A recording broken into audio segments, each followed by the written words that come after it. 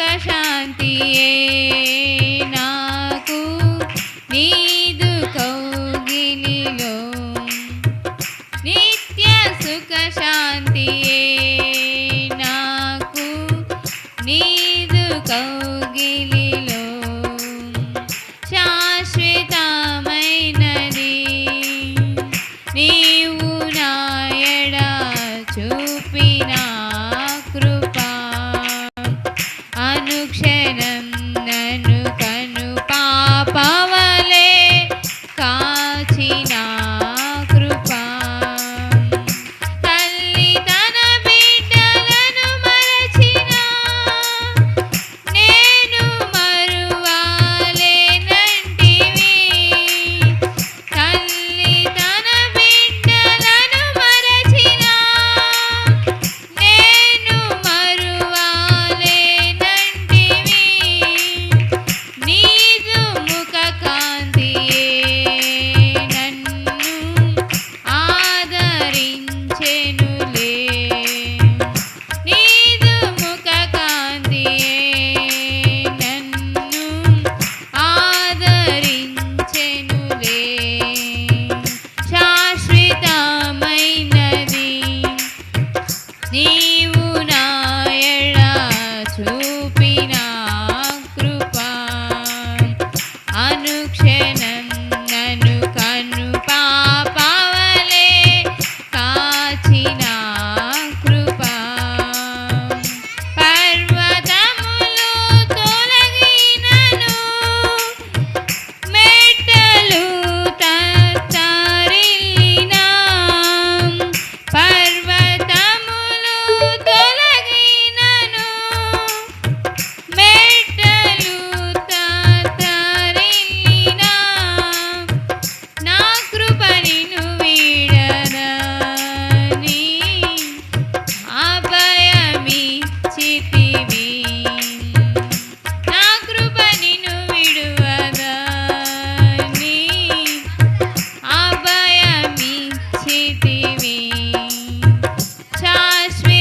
శాశ్వతమైనది నీవు నాయడ చూపిన కృపా అనుక్షణం నన్ను కను పాపవలే కాచిన కృపా హల్లెలూయా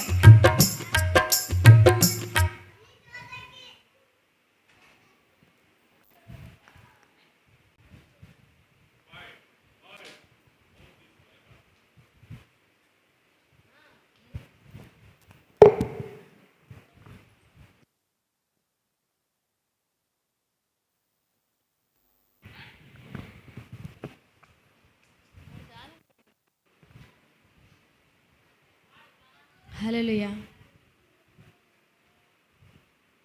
పామురమా నీ ప్రేమ ఎంత మధురమో పామురమా నీ మనసు ఎంత నిర్మలమో పామురమా నీ ప్రేమ ఎంత మధురమో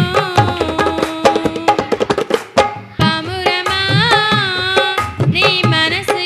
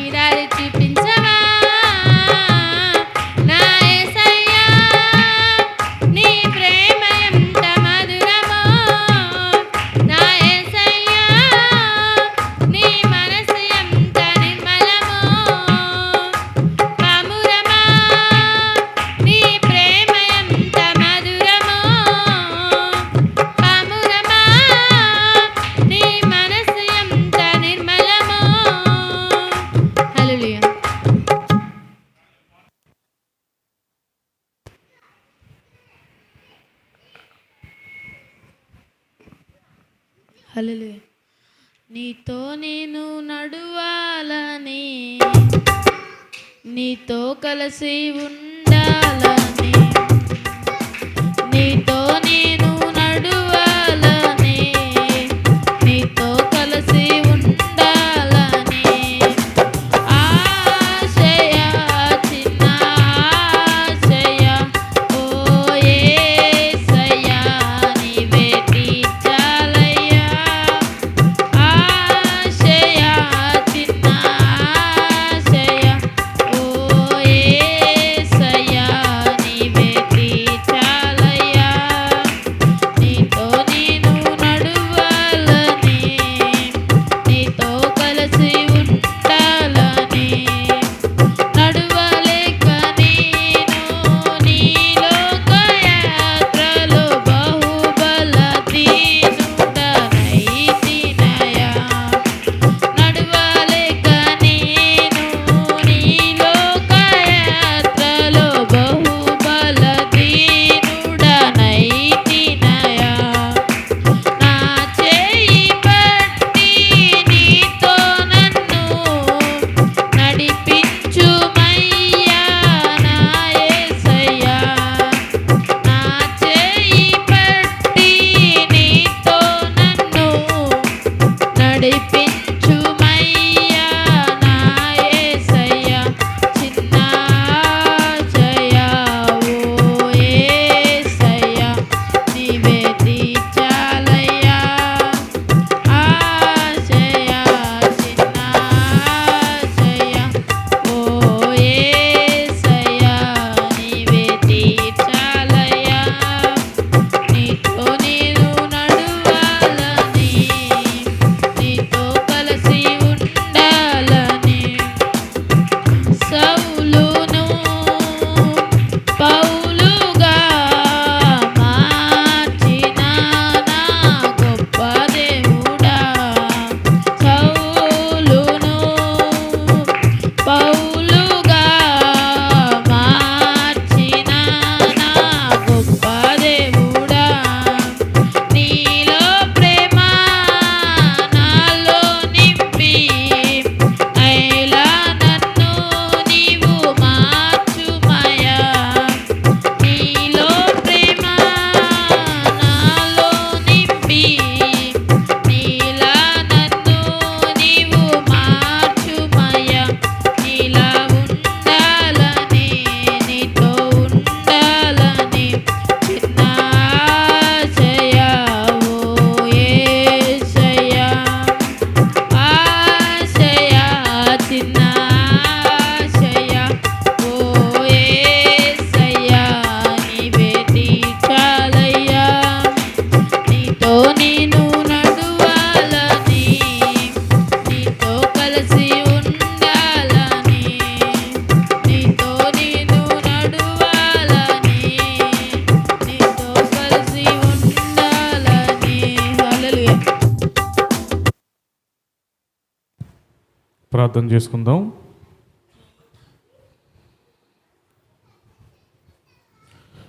ప్రేమ కలిగే తండ్రి, కృపలనైనా మీకు వందముల స్తోత్రం చెల్లిస్తూ ఉన్నాం.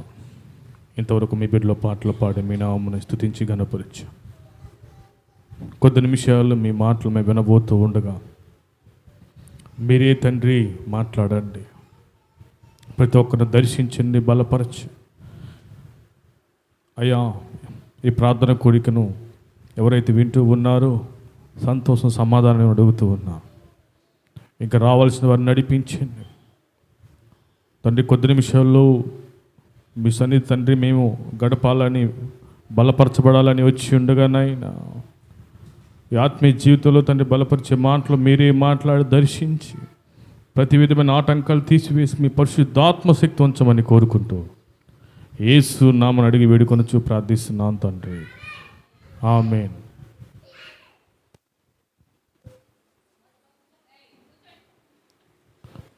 కూడి వచ్చిన మీ అందరికీ ప్రభు అయిన యేసుక్రీస్తున్నాను వందనాలమ్మా. అందరూ బైబిల్ ఓపెన్ చేసి కొద్ది నిమిషాలు దేవుని వాక్యాన్ని శ్రద్ధగా విందాం.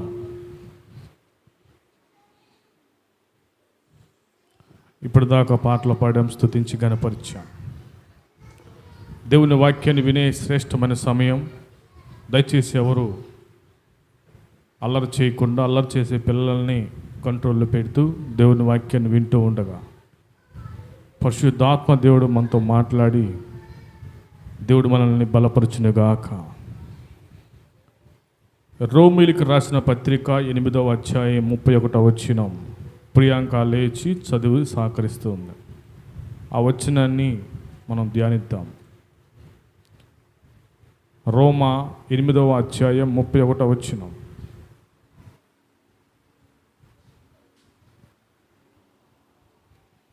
ఇట్లుండగా ఏమందుము, దేవుడు మన పక్షమునుండగా మనకు విరోధి ఎవడు? తన సొంత కుమారుని అనుగ్రహించుటకు వెనుతీయక మన అందరి కొరకు ఆయనను అప్పగించిన వాడు ఆయనతో పాటు సమస్తమును మనకెందుకు అనుగ్రహింపడు? అపోస్తలుల పౌలు రోమీయులకు సంఘానికి రాస్తూ 8వ అధ్యాయం 31, దేవుడు మన పక్షం నుండగా విరోధి ఎవడు? మనకందరు విరోధులే. మన పక్షాన న్యాయం చెప్పాలి ఎవరు కూడా ఉండరు. దేవుడు మన పక్షాన ఉంటే మనకు దేవుడు జయాన్ని ఇస్తాడు. దేవుడు మన పక్షాన్ని ఉంటే మనకు విరోధులే ఉండరు. నీకు తెలుసా నీ విరోధులు ఎవరో? నీకు తెలుసా నీ పక్షము కాకుండా విరోధి పక్కన ఉన్నవారు ఎవరో తెలుసా? మనకు తెలియదు. దేవుడు మన పక్షమున ఉంటే మనకు విరోధి ఎవరు కూడా ఉండరు. దేవుడు నమ్మి స్తోత్రం. అందరు విరోధులే. శత్రువులు లేకుండా భూమి మీద బ్రతికిన వారు ఎవరు ఉండరు. ప్రతి ఒక్కరికి శత్రువు ఉంటుంది. పిల్లికి శత్రువు కుక్క, ఎలక్కి శత్రువు పిల్లి, అలాగే కోడికి శత్రువు గ్రద్ద ఉంటుంది, పాములు ఉంటాయి. అలాగే కుందేళ్ళకు కానీ వాటన్నిటికీ శత్రువులు. జింకలకి, సింహాలు, పులులు, ప్రతి దానికి శత్రువు ఉంటుంది. ఎప్పుడు పొంచి ఉందామా, ఎప్పుడెప్పుడు నశింపచేద్దామని. భూమి మీద బ్రతికే ప్రతి జీవికి కూడా విరోధము ఏదో ఒకటి ఉంటుంది. విరోధముగా మాట్లాడటం. కొన్నిసార్లు మన జీవితంలో కూడా మనకు వ్యతిరేకంగా అవతల పక్షాల నుండి మనకు విరోధంగా మాట్లాడుతూ ఎన్నెన్నో ప్లాన్లు చేస్తూ ఉంటారు. ఎప్పుడైతే దేవుడు మనతో ఉంటాడో, మన పక్షాన ఉంటాడో, విరోధాన్ని తీసివేస్తాడు. మనకు విరోధంగా ఉండే ప్రతి ఒక్కరిని దేవుడు నశింపజేస్తాడు. ఆ గొప్ప దేవుని మనం కలిగి ఉన్నాం. అందుకే అపోస్తలుడు పౌలు అంటున్నాడు, తన సొంత కుమారుణ్ణి భూమి మీద అనుగ్రహించి తన సొంత కుమారుని ప్రాణం పెడితే మనకి ఎందుకు అనుగ్రహించకుండా ఉండును? దేవుడు అనుగ్రహిస్తాడు కదా. దేవుడు మన పక్షాన ఉంటే మనకు విరోధమే ఉంది. ఇంకా గొడవల్లో అప్పుడప్పుడు ఒక గ్రూపు వారిని ఇంకొక గ్రూపు వారు వ్యతిరేకంగా మాట్లాడుతూ ఉంటారు. కోర్టులో కూడా అబద్ధ సాక్ష్యాలు విరోధంగా పలుకుతూ ఉంటారు. నీతిమంతుడి మీద అనేక మంది లేచి అతను ఏదో ఒక రకంగా శిక్షింపజేయాలని. అయితే మన దేవుడు మన పక్షాన ఉన్నంత కాలము ఎవ్వడు మనల్ని ఏమీ చేయలేడు. మన దరిదాపులకు కూడా రాలేరు. మన దేవుడు ఈరోజు నువ్వు సజీవంగా ఉన్నావంటే, ఈరోజు నువ్వు దేవుని సన్నిధిలో ఆరాధిస్తున్నావంటే నీకు తెలుసా నీ యొక్క దేవుడు నీ పక్షాన నుండి ఎంతమంది శత్రువులను తీసివేశాడో. ఇశ్రాయేలును కాపాడువాడు కునుకుడు నిద్రపోడు. యేసు ప్రభువు 40 రోజులు ఆయన మరి ఉపవాసం ఉండడానికి అరణ్య ప్రాంతానికి కొనిపోబడినప్పుడు అపవాది ఏం చేసిందంటే, నీవు దేవుని కుమారుడు ఇక్కడ నుంచి పైనుంచి కిందికి దూకుము, నీ పాదాలకు రాయి తగలకుండా కాపాడును కదా, రాయబడింది కదా అని గుర్తు చేస్తే ఇక్కడ నుంచి పొమ్ము అన్నాడు. మన దేవుడు మనల్ని కాచి కాపాడే దేవుడు. పక్షి గ్రద్ద వస్తున్నప్పుడు కోడిపెట్ట తన పిల్లల్ని ఏ విధంగా రెక్కల కింద భద్రపరుస్తూ దేవుడు మనల్ని ఆ విధంగా ఎప్పుడు కాపాడుతూనే ఉంటాడు. నాకు ఈ మాట ఎందుకు వచ్చిందంటే, మా పాప ఉండి డాడీ ఏదో సంగతులు చెప్తా ఉంది. ఏంది డాడీ, నిన్ను అందరూ అనుకుంటా ఉంటారు, తిడతా ఉంటారు, మామూలుగా కొనుక్కుంటా ఉంటారంటే నాకు ఒక మాట గుర్తొచ్చింది. దేవుడు మన పక్షంగా ఉన్న మనకు విరోధి ఎవరమ్మా? అప్పుడు నాకు దేవుడు ఇచ్చిన ఆలోచన, ఈ వాక్యాన్ని ఈరోజు చెప్పాలని దేవుడు నాకు ఇచ్చిన ప్రేరేపణ. మనకు వ్యతిరేకంగా ఎంతమంది ఎన్ని కుట్రలు చేసినా ఎన్ని చేసినా దేవుడు విరోధం లేకుండా తీసివేసి నిన్ను ఉన్నత స్థానంలో ఆశీర్వాదకరంగా దీవెనకరంగా ఉంచే దేవుడు మన ప్రభు అయిన యేసుక్రీస్తు. దేవుని నామ స్తోత్రం.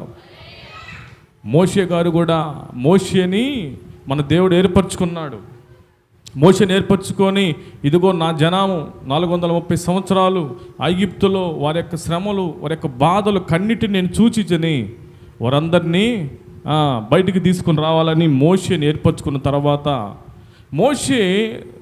మోషేతో దేవుడు మాట్లాడక ముందు మోషే దేవుడిని నమ్మలా. అయ్యా నువ్వెవరయ్యా, నీ పేరేంది?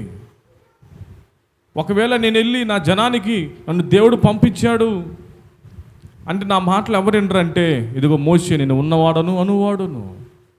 మోషే నీ చేయి తీసుకొని రొమ్ము మీద ఛాతి మీద పెట్టుకో. ఛాతి మీద పెట్టిన తర్వాత కుష్టులాగా అయిపోయిందంట. మరలా తీసివేయమన్నప్పుడు తీసివేసిన తర్వాత సాధారణ స్థితి అయిపోయింది. ఇది కూడా నంబరయ్యా అన్నప్పుడు నీ చేతులు ఏముంది? కర్ర. కింద వేయగానే కర్ర కాస్త పామైంది. పట్టుకోమనగానే భయపడతా పట్టుకున్నాడు. పట్టుకున్న తర్వాత పాముని మళ్ళా సాధారణ కర్ర అయిపోయింది. మోషే అహరోన్ని తీసుకొని నేను నత్తివాడినయ్యా, నేను నత్తివాడిని, నాలుక మందం గలవాడిని, నేను వెళ్ళి వాళ్ళతో మాట్లాడానంటే ఇదిగో నీకు తోడుగా అహరోను ఉంటాడు. అహరోను బాగా మాట్లాడతాడు. ఎందుకు దేవుడు మోషేని ఎన్నుకున్నాడంటే, మోషే భూమి మీద మిక్కిలి సాత్వికుడు, నా ఇల్లు అంతటిలో నమ్మకమైన వాడు మోషే. దేవుడు సాక్ష్యం ఇచ్చాడు. ఒకసారి మిరియాము అహరోనులు మోషే కూషు దేశపు స్త్రీని పెళ్లి చేసుకున్నప్పుడు దేవుడు మోషేతోనే పలికించనా, మాతో పలికించలేదా అని సనుక్కున్నారు. దేవుడు ఆ మాటిని, అయ్యో మోషే మిక్కిలి సాత్వికుడు, అలాంటి వాడు కాదు, మీరు ముగ్గురు ప్రత్యక్ష గుడారంకి రమ్మని దేవుడు పిలిచిన తర్వాత వాళ్ళిద్దరితో మాట్లాడుతున్నాడు దేవుడు. మీలో ప్రవక్త ఉండినలా నేను దర్శనమిచ్చి మాట్లాడతాను. మోషే తలా కాదు, ముఖాముఖిగా మాట్లాడుతూ మోషే నా యొక్క ముఖ రూపాన్ని చూస్తాడు, నిదానించి చూడగలడు. మోషే భూమి మీద మిక్కిలి సాత్విక గలవాడు. ఎప్పుడైతే కోప్పడిన తర్వాత మిరియాను అహరోను మీద ఆయన కోప్పడి వెళ్ళిపోయిన తర్వాత ఈ మిరియాము తెల్లటి కుష్ఠవ్యాధి గల రోగము వచ్చేసింది మిరియాముకి. తర్వాత మోషే దేవుని వేడుకున్నాడు, అయ్యా క్షమించయ్యా అని వేడుకుంటే, ఒకవేళ అతను తండ్రి ఉమ్ము వేసినట్లయితే 7 రోజులు ప్రత్యేకంగా ఉంచుతారు కదా, అలాగనే 7 రోజులు పాలి మమతలు ఉంచండి, 7 రోజుల తర్వాత తిరిగి మీతో పాటు సమాజంలో పరిశుద్ధంగా మీతో చేరుతుందని మోషేకి సెలవిచ్చిన తర్వాత 7 రోజులు ఊరి అవతల ఉంది మిరియాము. ఆ తర్వాత ఎన్నడూ కూడా మిరియాము అహరోనులు మోషేకు వ్యతిరేకంగా విరోధంగా ఎప్పుడు మాట్లాడలేదు, సనుక్కొనలేదు.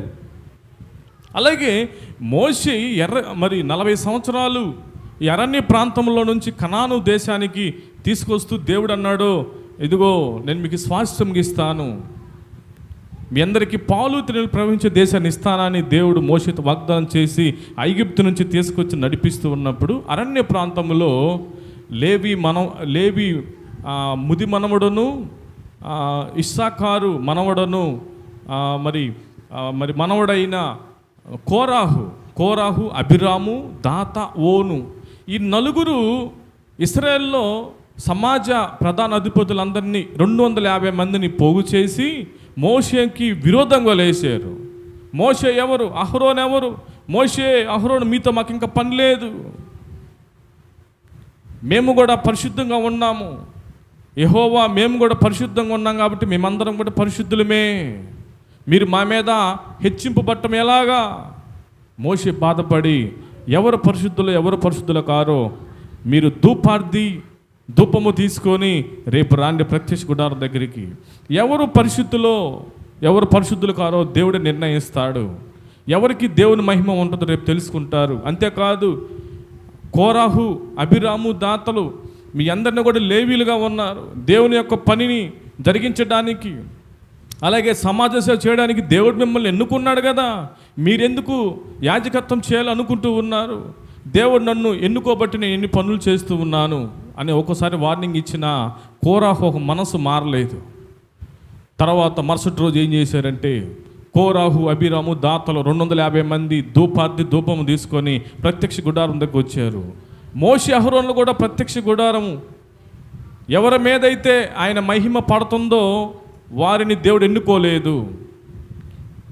కోరాహు ఒక్క ప్రత్యక్ష గుడారం దగ్గరికి, సమాజం దగ్గరికి దేవుని మహిమ విరోధముగా వాళ్ళు ఏర్పడ్డారు కాబట్టి పడిన తర్వాత దేవుడు అన్నాడు, మీరందరూ పక్కపోండి, వారిని ఈ క్షణంలో మొత్తం తగలబెట్టేస్తానంటే మోషే దేవుని వేడుకున్నాడు, అయ్యా వద్దయ్యా, ఈ ఒక్కడు చేసిన దానికి ఇంతమంది జనాన్ని చంపటం న్యాయం కాదయ్యా, అందును బట్టి ఇది ఒక్కనికే శిక్ష.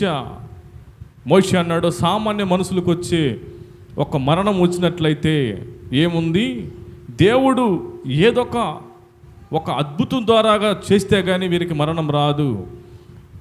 వీరందరూ కూడా పాపము చేసి దేవునికి విరోధంగా మాట్లాడారు కనుక ఈ భూమిలోకి తమ ప్రాణాలతో పాటు భూమిలోకి కూలిపోయేదరు గాక అని ఎప్పుడైతే మాట్లాడిన తర్వాత కోరాహు, అభిరాము, దాతలు, వారి యొక్క భార్యలు, పిల్లలు, వారి ఆస్తి మొత్తం కూడా భూమి మింగివేసింది. మింగివేసిన తర్వాత ఆ ప్రాంతం అంతా అల్లకొల్లాలు అయిపోయింది. అందరికి భయం వచ్చింది ఇశ్రాయేల్ ప్రజలకి, మేము కూడా ఎక్కడ భూమిలో కూరుకుపోయి చచ్చిపోతామో భయపడి చెల్లాచెదరైపోయారు. 250 మంది ఎవరైతే ధూపము తీసుకొని మోషేకి అహరోనుకు వ్యతిరేకంగా వచ్చారో యెహోవా అగ్నిని పంపించి 250 మందిని తగలబెట్టేశాడు. మోషేని దేవుడు ఎన్నుకున్నాడు. మోషే విరోధముగా మాట్లాడితే మిరియాముకే సొంత అక్కకే దేవుడు కుష్టునిచ్చాడు. అలాగే కోరాహు చేసిన పాపానికి కోరాహు వ్యతిరేకంగా ఉండబట్టి యాజకత్వం చేయాలని దేవుడు మోషేని ఎన్నుకొని ఇశ్రాయేల్ ప్రజల్ని ఐగుప్తు నుంచి పైకి తీసుకొచ్చి వాళ్ళకి మన్నాను, సాయంత్రం పూట మన్నా, ఉదయం పూట పూరేళ్ళు, మాంసము, ఆహారం ఇచ్చి ఎక్కడ పెట్టినా నీళ్లు, వారి యొక్క వస్త్రం పాతకెళ్ళలేదు, చెప్పులు కూడా అరగలేదు, క్షేమకరంగా తీసుకొచ్చి మోషే నడిపిస్తూ ఉంటే మోషే ద్వారా అనేక అద్భుతాలు చూసిన జనము, మోషే మాకు నీళ్లు కావాలంటే ఒకసారి బండను కొడితే బండ నుంచి నీళ్ళు వచ్చి అందరూ త్రాగి సమృద్ధిగా ఉన్నారు.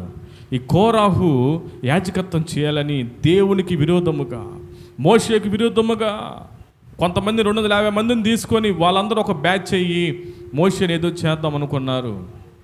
వారందరూ కూడా మోషేకి వ్యతిరేకంగా కాదు, దేవునికి విరోధంగా మాట్లాడారు కాబట్టి వారందరూ భూమిలోనే ప్రాణాలతోనే భూమిలోకి వెళ్ళిపోయారు. ఒక్కరు కూడా కోరాహు చేసిన పాపానికి తన భార్య, పిల్లలు, ఆస్తి మొత్తం భూమిలోకి వెళ్ళిపోయింది. సహోదరి సహోదరుడా, మన పక్షం దేవుడు ఉన్నాడు. నాకెవరు లేరు అనుకోవద్దు, నీ పక్షం దేవుడే యుద్ధము చేస్తాడు. యుద్ధము యెహోవాదే. ఫిలిస్తీన్లు ఇశ్రాయేలు యుద్ధం చేస్తున్నప్పుడు ఫిలిస్తీన్లు మాకు జయము, మేమే గెలుస్తాం అరుస్తూ ఉన్నప్పుడు దావీదుకి ఆ శబ్దం వినపడిన తర్వాత నచ్చలా. జీవము గల దేవుని సైన్యాన్ని తిరస్కరించడానికి ఈ సున్నిత లేని ఫిలిస్తీయుడెంత, నేను పోయి వాణ్ణి జయిస్తాను, వాణ్ణి చంపి వాళ్ళ తల నరుగుతానని దావీదు యుద్ధము యెహోవాదే, నేను యెహోవా పేరిట వచ్చుచున్నాను. ఎప్పుడైతే యుద్ధము యెహోవాది అన్నాడో దావీదుని దేవుడు గెలిపించాడు. ఆ తర్వాత ఫిలిస్తీన్ల వైపు ఉన్న జయాన్ని ఇశ్రాయేల్ జయము జయము జయమని అరుస్తూ ఉన్నారు. సహోదరి సహోదరుడా, నీ పక్షాన్ని ఎవరైనా వ్యతిరేకంగా ఉన్నారేమో, నీ కుటుంబీకులు కావచ్చు, బంధువులు కావచ్చు, ఇంట్లో వారు కావచ్చు, పనిచేసే ఒక ప్రాంతాల దగ్గర కావచ్చు, నీకు ఎవరు విరోధంగా ఉన్నా దేవుడు వారిని తీసివేస్తాడు. నీ విరోధముగా ఎన్ని ప్లాన్లు, ఎన్ని కుట్రలు వేసినా నీకు దరిచారు మన దేవుడు, మన పక్షాన్ని ఉండే దేవుడు. ఇశ్రాయేల్ ప్రజలు కూడా ఐగుప్తు దేశం నుంచి వస్తూ ఉన్నప్పుడు కరెక్ట్గా ఎర్ర సముద్రము, ముందుకు పోతే ఎర్ర సముద్రము, వెనక్కి వస్తే ఫరో సైన్యము తరుముకుంటా వస్తున్నారు. ఫరో సైన్యము వీళ్ళని చంపాలని. వీరందరూ కూడా మోషే మమ్మల్ని ఐగుప్తులో బాగున్నాం, ఇక్కడ తీసుకొచ్చి సమాధులు లేవని వీళ్ళు చంపడానికి తీసుకొచ్చాం అనుకున్నప్పుడు వాళ్ళందరూ దేవునికి మొరపెట్టారు భయపడిపోయి. ఫరో శ్రేష్టమైన రథాలని, శ్రేష్టమైన సైన్యాన్ని తీసుకొని వీళ్ళందరినీ తరమాలని, చంపాలని వేగంగా వస్తున్నప్పుడు మోషే దేవునికి ప్రార్థన చేస్తే దేవుడు అన్నాడు, మోషే నాకెందుకు ప్రార్థన చేస్తావు, నీ చెయ్యి ఎత్తి కర్రతో ఆ సముద్రాన్ని పాయలుగా చేయము, ముందుకు సాగిపో అన్నాడు. మోషే ఎప్పుడైతే కర్ర ఎత్తి సముద్రం వైపు 2 పాయలుగా చేశారో నడిచిపోయారు. సముద్రం కాస్త ఆరిన నేలగా అయిపోయింది. ఆ 2 పాయలుగైన సముద్రము గోడ వల్ల ఈ పక్క ఆ పక్క ఉంటే మధ్యలో నడుచుకుంటూ పోయారు. అంతేకాదు దేవుడు వాళ్ళ కోసం దేవుని దూతాన రాత్రిపూట వెలిగిచ్చింది, ముందు నుంచి వెనక నుంచి. వెనకేమో ఆ సముద్రంలో మార్గంలో వస్తూ ఉంటే ఫరో సైన్యం కూడా వెనక వస్తున్నారు. కరెక్ట్గా తెల్లవారుజామున వాళ్ళందరూ గ్రహించారు, ఇదిగో యెహోవా వాళ్ళ పక్షాన్ని యుద్ధం చేస్తున్నాడు, రండి పారిపోదాం, రండి ఇంక మనం బ్రతకము. ఎప్పుడైతే దేవుడు మోషే ఆ సముద్రం నీళ్ళని వాళ్ళ వైపు మళ్లించమనగా 2 పాయలుగా అయిన సముద్రం ఒకటైపోయింది. ఇశ్రాయేల్ ప్రజలు క్షేమంగా ముందుకు వెళ్తున్నారు. ఫరో సైన్యం మొత్తము ఆ సముద్రంలో పడి చనిపో ఒక్కడు కూడా మిగిల్లా. మోషేకి వ్యతిరేకంగా మాట్లాడిన మిరియాముకి కుష్టి వచ్చింది. మోషేకు విరుద్ధంగా మాట్లాడిన కోరహు, అబీరాము దాతలు భూమిలో ప్రాణాలతో చనిపోయారు. మోషేకి అలాగే ఇశ్రాయేల్ ప్రజలకు వ్యతిరేకంగా ఫరో సైన్యం బయలుదేరి వీరందరిని నశింపజేద్దాం అనుకున్న వారు అందరూ చనిపోయారు. క్షేమకరంగా ఇశ్రాయేల్ ప్రజలు సంతోషంతో మిరియాము పాటలు పాడుతూ సైన్యాన్ని ముందుకు నడిపించింది. దేవుడి నామ స్తోత్రం. దేవుడు మన పక్షంగా ఉండగా విరోధి ఎవడు? అందుకే యెషయా గ్రంథంలో రాయబడింది, నీకు వ్యతిరేకమైన ఏ ఆయుధము, విరోధమైన ఏ ఆయుధము వద్దెల్లదు. మీరు కావాలంటే యెషయా గ్రంథం 54:17 చదువుకోండి. నీకు విరోధముగా ఉన్న ఏ ఆయుధము వద్దెల్లదు. దేవుడు మన పక్షాన ఉండగా విరోధి ఎవరు? ఎవడు విరోధి ఉండరు. నీకు తెలియకుండా నీ విరోధులు మొత్తం దేవుడు నశింపజేస్తున్నాడు. ఈ క్రైస్తవ జీవితంలో, ఆధ్యాత్మిక జీవితంలో నీకు కష్టాలు వస్తాయేమో, శ్రమలు వస్తాయేమో, కృంగిపోవద్దు. మన పక్షాన దేవుడు ఉన్నాడు. మోషేకు విరోధంగా మాట్లాడిన వారందరినీ దేవుడు ఏ విధంగా నశింపజేశాడు. మోషేకు వ్యతిరేకంగా ఇశ్రాయేల్ ప్రజలకు విరోధముగా వారందరిని చంపాలనుకున్న మరి ఐగుప్తు యొక్క సైన్యం ఏ విధంగా వాళ్ళందరూ చనిపోయారు. నీకు విరోధంగా ప్రతి ఒక్కరిని కూడా దేవుడు నశింపజేస్తాడు. ఏ ఆయుధం వద్దెల్లదు. మన దేవుడు మన పక్షాన యుద్ధము చేయి దేవుడు. అందుకే దావీదు, యుద్ధము యెహోవాదే. సహోదరి సహోదరుడా, దేవుడు మన పక్షాన ఉన్నాడు. మన పక్షాన గొప్ప కార్యాలు చేస్తాడు, ఆశ్చర్య కార్యాలు చేస్తాడు. ఒకవేళ ఆర్థిక సమస్యలతో సతమతమవుతూ ఒకవేళ వేదన స్థితిలో ఉన్నావేమో, దేవుడు నీ పక్షాన అవన్నీ కూడా తీసివేసి సమృద్ధికరంగా దీవెనకరంగా ఉంచుతాడు. నేను క్రిస్మస్ పండగ వస్తూ ఉంది, పిల్లలు ఉన్నారు, మరి క్రిస్మస్ పండగకి చాలా ఉన్నాయి, ఖర్చులు ఎలా చేయాలని నేను నిన్న దర్శి ప్రాంతం వెళ్ళాను. డాక్టర్ గారు నాకు బాగా తెలుసు, గత 2 సంవత్సరాలు